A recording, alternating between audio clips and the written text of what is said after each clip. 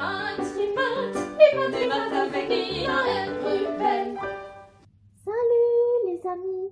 Aujourd'hui, Anne-Claire va nous parler du sens de la multiplication. Oh, à tout à l'heure. Et pour parler de la multiplication, on va reprendre nos réglettes cuisinaires et commencer par exemple avec le nombre 4. Ce nombre 4, je peux le doubler, c'est-à-dire que je lui ajoute un autre 4. On a ici ce qu'on appelle le double 4, comme avec les dominos ici. Donc, le double, ça veut dire qu'on a 2 fois le même nombre. Ici, donc, 2 fois 4, ou 4 multiplié par 2. Je peux aussi tripler mon 4 si j'en ai maintenant 3. 3 fois 4, donc c'est 4 plus 4 plus 4. Je peux encore ajouter un 4, on va dire quadruplé. 4 fois 4, ou ici 5 fois 4. J'ai 4 plus 4 plus 4 plus 4 plus 4. Et ça, c'est la multiplication. La multiplication, c'est répéter une addition. L'addition ici du nombre 4. On l'additionne avec lui-même plusieurs fois. Ici, 5 fois, donc on appelle ça 5 fois 4. Donc ici, par exemple, on a dit on a triplé le nombre 4. Donc on peut comparer ces deux nombres. On va dire ce nombre, il est 3 fois plus grand. Ça peut être par exemple l'âge de quelqu'un. Quelqu'un à cet âge-là et dira « je suis 3 fois plus âgé que la personne qui a cet âge-là ». Cette personne dira « je suis 3 fois plus jeune que toi » ou 3 fois moins âgé. Mais on peut aussi imaginer que par exemple, ça représente une équipe de 4 personnes. Et donc on dirait ici, nous avons 3 équipes de 4 personnes. Ou bien 3 sacs de 4 kg de farine chacun. Ou bien j'ai 3 livres qui coûtent 4 € chacun. Et maintenant, quand on les place comme ceci, de manière à former un rectangle, on se rend compte que le nombre 12, c'est l'aire du rectangle.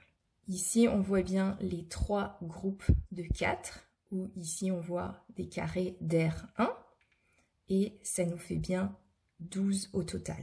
L'aire du rectangle est donnée par 4 fois 3. Et ce qu'on voit aussi, c'est qu'on obtient le même rectangle en prenant 4 fois le nombre 3. Ce qu'on voit ici, comme ça. On obtient bien exactement le même rectangle, c'est-à-dire que l'aire est la même. Et donc, ce que ça nous montre, ça, c'est que 3 fois 4, c'est égal à 4 fois 3. Ça, c'est une propriété de la multiplication qu'on appelle la commutativité. Et ça vient du latin commutare qui veut dire échanger.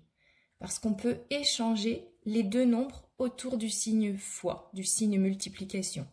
Donc 4 fois 3, on inverse, c'est égal à 3 fois 4.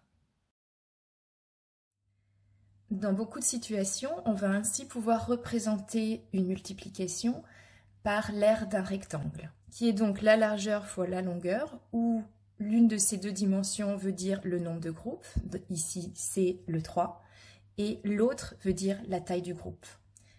Et ici, les rôles sont tout simplement inversés, la largeur, le 3 ici, est la taille du groupe, et la longueur, le 4, est le nombre de groupes. Le résultat de la multiplication, donc ici 12, l'aire du rectangle, nous donne le nombre total d'éléments.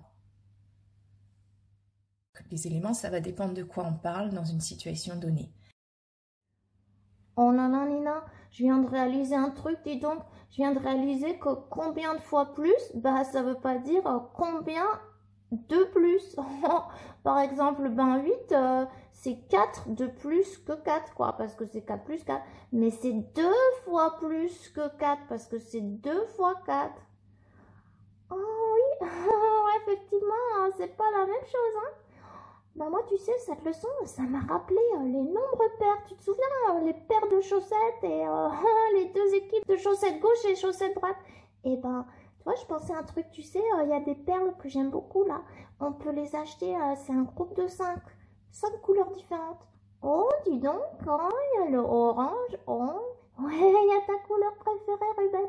Et ben, tu vois, si j'en achète 3 lots de 5, hein, 3 groupes de 5, et ben je vois bien hein, que je peux les mettre par couleur. Et ça me fait 5 groupes de 3. Oh!